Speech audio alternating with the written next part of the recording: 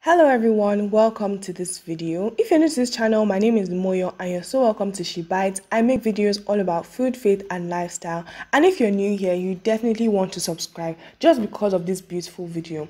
First off, I want to say happy World Jollof Rice Day. Yes, today is World Jollof Day. I've been putting off doing a jollof recipe on this channel, but push came to shove and it is here. This is not just any jollof rice recipe. This is an ultimate Nigerian jollof rice recipe. We're using different ways to build flavor, to incorporate deliciousness, and trust me, you're not going to regret watching this video.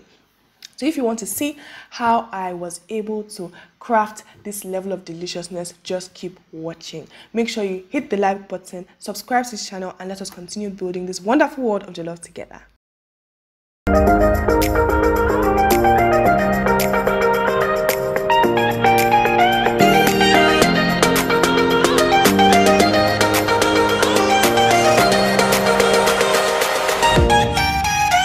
So to start with, we have our pepper and tomatoes. So I have about 6 large tatashe, about 8 tomatoes. I have some Cameroon pepper, that is the, or is it Cameroon or Cameroon? I don't know which one it is. The yellow peppers, about 3 of them, and then about 6 or 7 rodo. Obviously, if you don't like spicy food, use much less.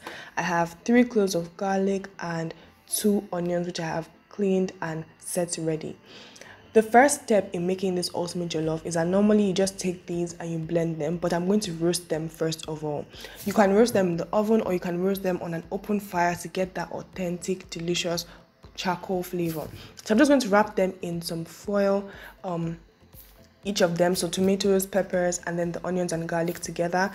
I'm cooking them on this barbecue is going to concentrate the flavors, it's going to soften them very nicely, and it's going to give them that ultimate delicious smoky flavor that comes from the barbecue. So my fire is ready and I'm just going to place them around the coals to ensure that they cook nicely and consistently all the way through. Aren't you already loving what's going on? Can't you already feel the flavor that is coming after all of this? I cannot, guys. It was amazing. The smells at this point too great.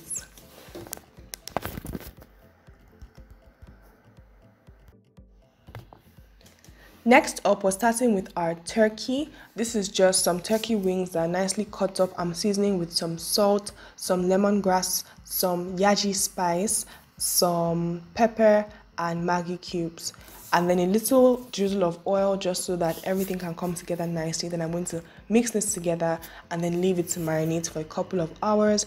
Once the tomatoes are done on the charcoal fire, these are going to go out on barbecue to create even more delicious flavor.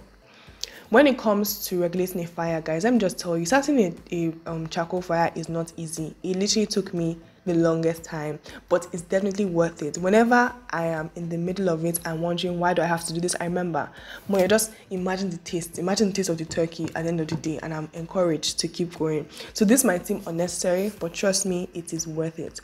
Alternatively, you can also just do it in an indoor grill or in your oven. Some people also like to fry their turkey. Are you enjoying this deliciousness? Give this video a thumbs up right now. Now that the tomatoes, onions, and peppers are done on the barbecue, I want to show you how to peel the garlic. Now the garlic is nice and soft, so it's actually super easy for you to remove the inside. All you want to do is squeeze it out and throw away the outer covering, and that is just super easy.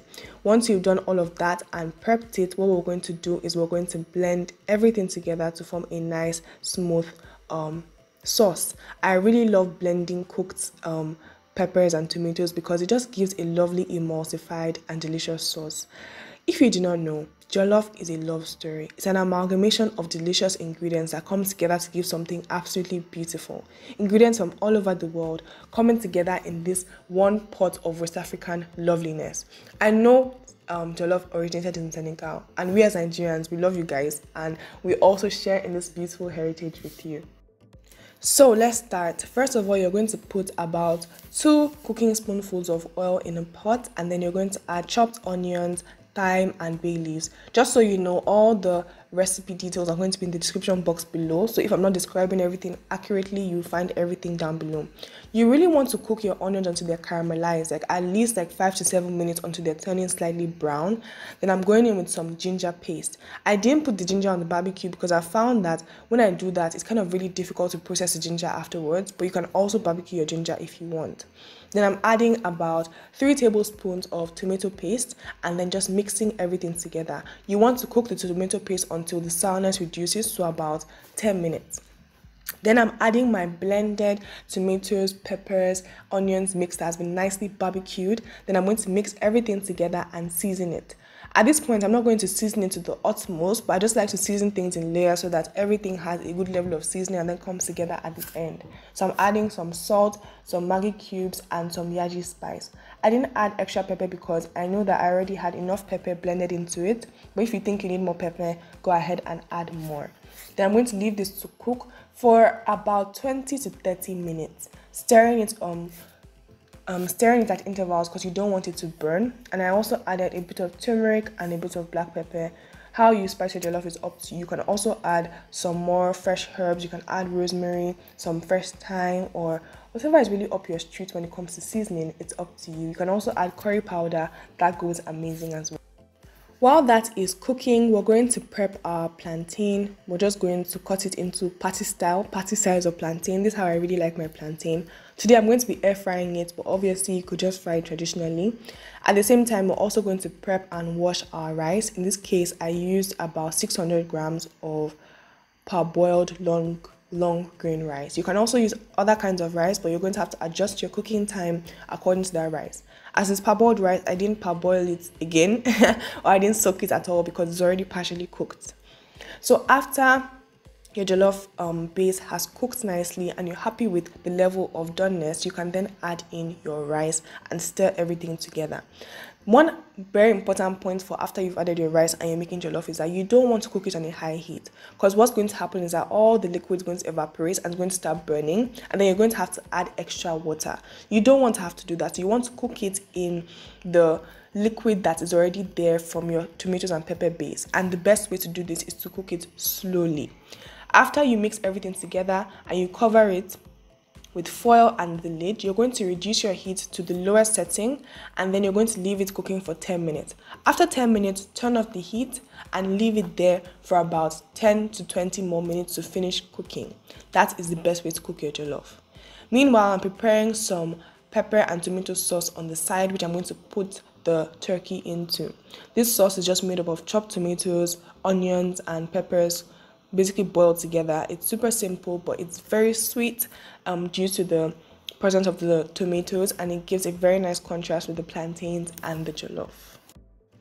And then time for the great unveiling. Guys, this is so exciting. When you open that jollof for the first time, you get hit with these beautiful aromas of this smoky rice, the ginger, the garlic, everything is just giving its expression to you, and it's amazing. So you want to just flick your rice nicely. One great thing to know if your jollof is perfect is, do you have single grains of rice? Immediately you might not, because you want the steam to evaporate more, but having that jollof that has very nice and separate grains of rice is just, it gives so much joy. Obviously, guys, we served our jollof all together with some nice salad, some coleslaw, some plantains, the peppered turkey. This is the ultimate jollof plate. It's the ultimate jollof plate. And of course, don't forget the chilled juice. Thank you so much for watching this video. Subscribe if you're new here, and I'll see you in my next one. Bye.